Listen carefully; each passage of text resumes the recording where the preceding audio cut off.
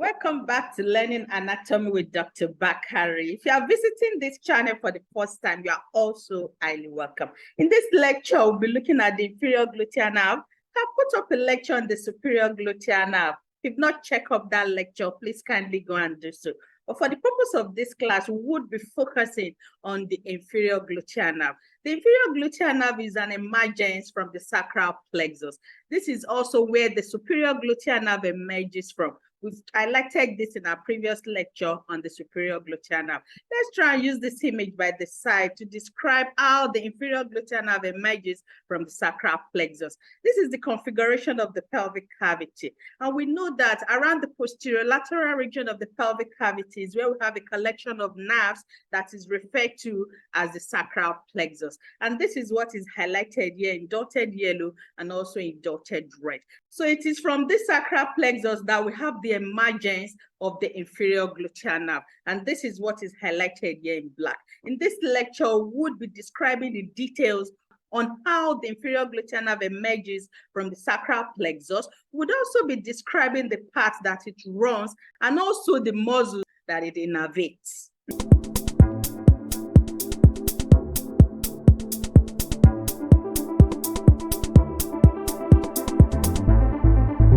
So we say that the inferior gluteal nerve is an emergence from the sacral plexus. Let's try and use this image as we used in our previous slide to describe how it emerges. We say that within the pelvic cavity, we have a collection of nerves located at the posterior lateral region of the true pelvis. And this is what is highlighted here in dotted yellow and also in dotted red.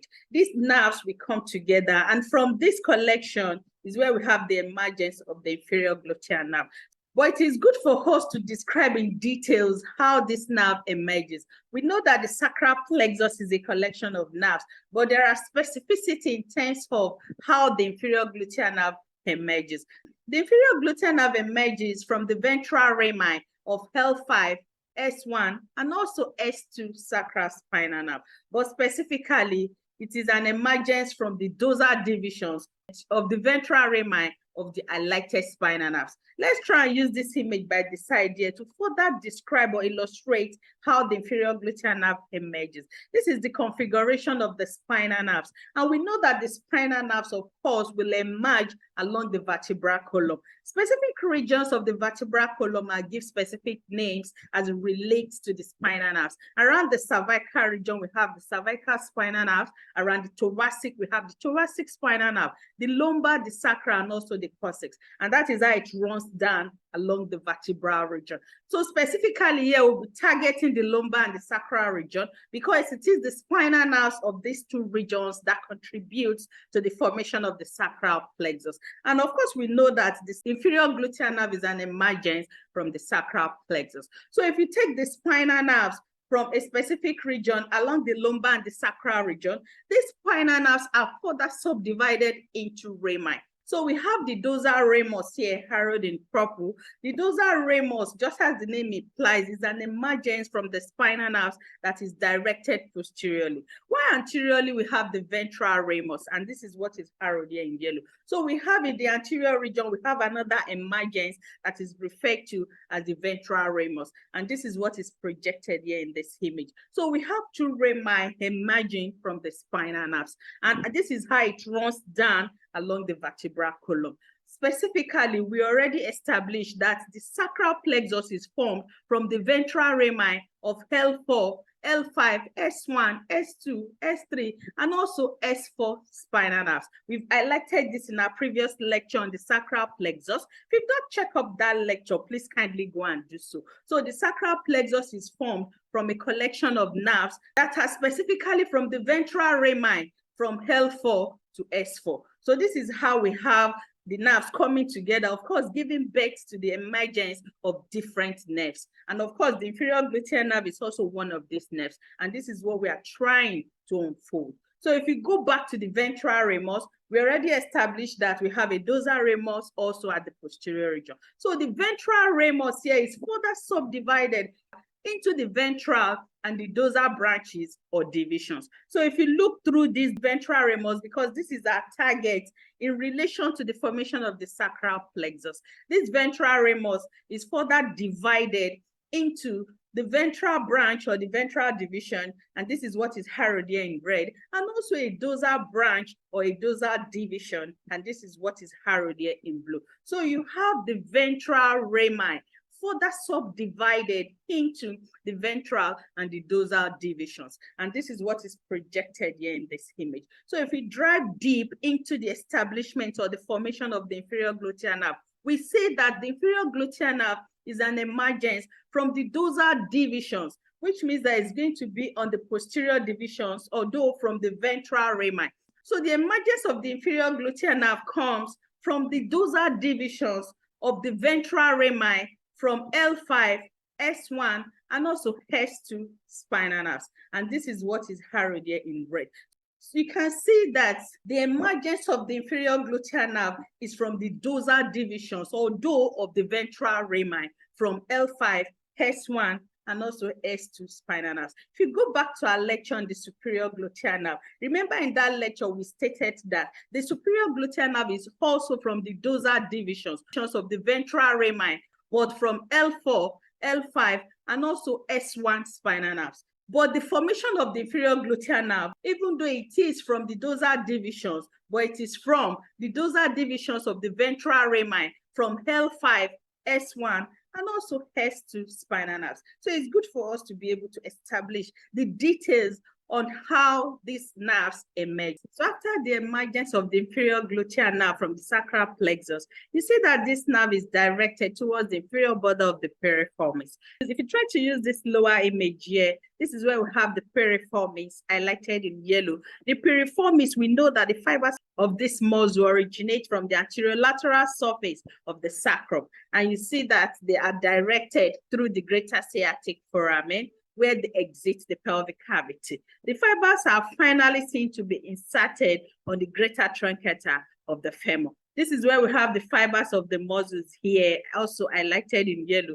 And this is where we have the femur here, highlighted in blue. So you see it finally inserted on the greater truncator of the femur. So after the emergence of the inferior gluteal nerve within the pelvic cavity, you see that this nerve is seen to run anterior to the piriformis, and it is finally seen to be directed towards the inferior border of the piriformis. And this is how it exits the pelvic cavity. We know that the inferior gluteal nerve, from mere breaking down the name, is a nerve that supplies muscle in the gluteal region. And for this reason, it needs to exit the pelvic cavity so as to access the gluteal region, where it will be innervating the muscles around this region. So let's go through the next slide to see the details on how the inferior gluteal nerve exits the pelvic cavity. So if you look at this upper image here, this is the anterior view of the pelvic cavity, and this is where we have the piriformis here highlighted in yellow. We've tried to highlight the origination and also the insertion point of the fibers of this muscle. And this is the piriformis here harrowed in yellow. So after the emergence of the inferior gluteal nerve, you see that they are seen to run anteriorly to the piriformis. And this is what is highlighted here in blue. So they run along the anterior border of the piriformis.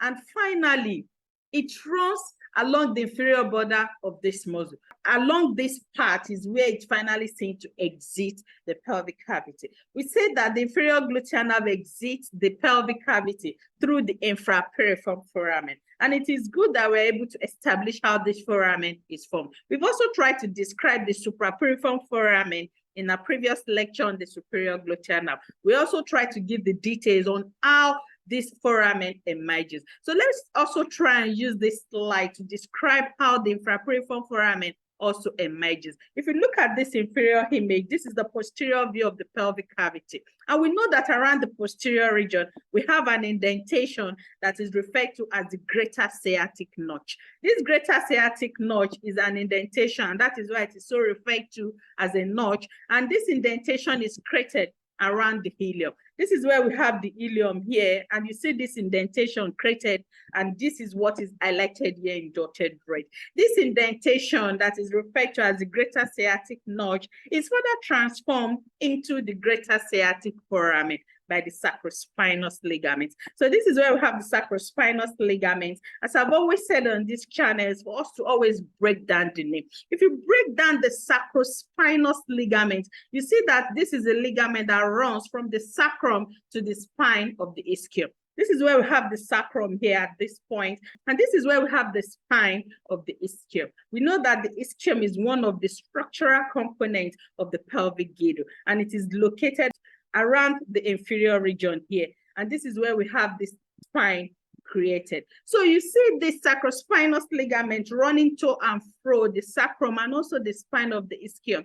And along this course that it runs, you see it transforming this greater sciatic notch into the greater sciatic foramen. So you have a foramen created at this point, and this is what is highlighted in black. So this greater sciatic foramen then creates the passageway for structures. But if you drive deep into this foramen that is created, you see that we have the piriformis running through it. We say that they emerge from the anterolateral surface of the sacrum and are directed through the greater sciatic foramen. It is through this foramen that it exits the pelvic cavity before the fibers are seen to run laterally and finally inserted on the greater truncator of the femur. So if we drive back to the greater sciatic foramen and also the pattern by which the piriformis muscle runs along this foramen, you see that it is helping to divide this foramen into two foramina. So you have a space created above the piriformis, and this is what is referred to as the suprapiriform foramen.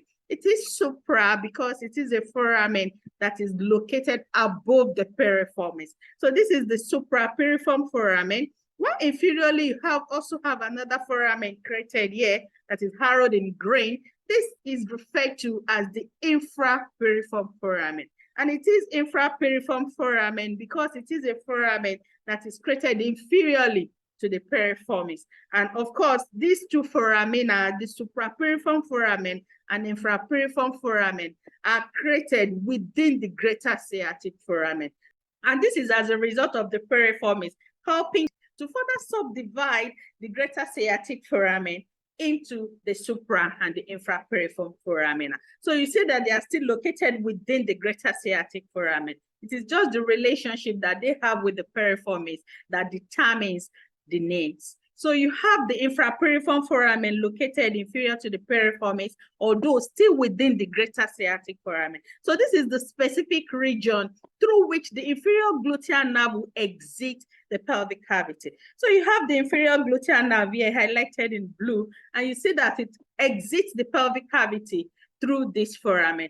In this upper slide, we say that after the emergence of the inferior gluteal nerve, it is seen to run anteriorly to the piriformis, of course, directed towards the inferior border of the piriformis. And if you look at the pattern by which it's moved, it's already preparing itself to pass through the infrapiriform foramen. And this is what is exhibited here in this lower image. So at the posterior end, you see it finally exiting the pelvic cavity through the infrapiriform foramen. So now the inferior gluteal nerve is now seen within the gluteal region. And this is the region where it will be providing innervations for muscles around the space. It is also good for us to add that the inferior gluteal nerve is not seen to part alone within the infrapiriform foramen. It is accompanied by the inferior gluteal artery and also the inferior gluteal vein. This is what is highlighted in red and also in yellow. So they are accompanied by their corresponding name artery and also vein. It's good for us to establish this in case we are asked during examination. We know that after exiting the pelvic cavity, it's then seen in the gluteal region. And this is the region where it targets because this is the region where it will be supplying muscles around the space. So after exiting the pelvic cavity, it is seen to run deep to the gluteus maximus. The gluteus maximus is the most superficially placed muscle around the superficial gluteal region. So upon its exit, it is seen to run deep to the gluteus maximus. We know that the gluteus maximus is the most superficially placed muscle around the superficial gluteal space. We have the gluteus minimus. This gluteus minimus is the deepest muscle around the superficial gluteal space, and this is what is seen to be highlighted here in red. This is the deepest of all the gluteal muscles that are located around the superficial gluteal region. We know that the entire muscles around the gluteal region are further subdivided into the deep compartment and also the superficial compartment. We try to highlight this in our lecture on the gluteal region.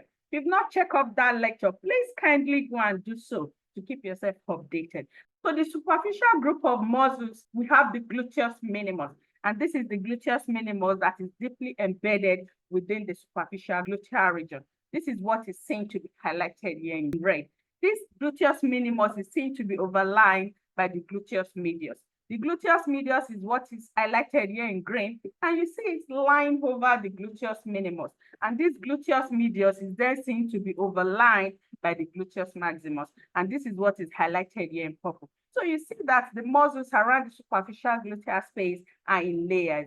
So you see the deepest layer being the gluteus minimus that is highlighted in red. And this is overlined by the gluteus medius that is highlighted in green. And the gluteus medius is then overlined by the gluteus maximus that is highlighted here in purple.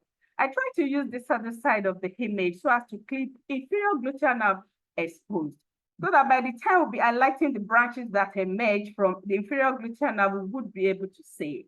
So you have this gluteus maximus highlighted in purple, overlying the gluteus medius that is highlighted here in green. So you see that these muscles are in layers. So upon the exit of the inferior gluteal nerve, you see it exiting the pelvic cavity through the infrapiriform foramen. And upon this exit, it is seen to be running deep to the gluteus maximus. So we can imagine that this gluteus maximus is placed over this gluteus medius. Then you then have the inferior gluteal nerve passing deep to it.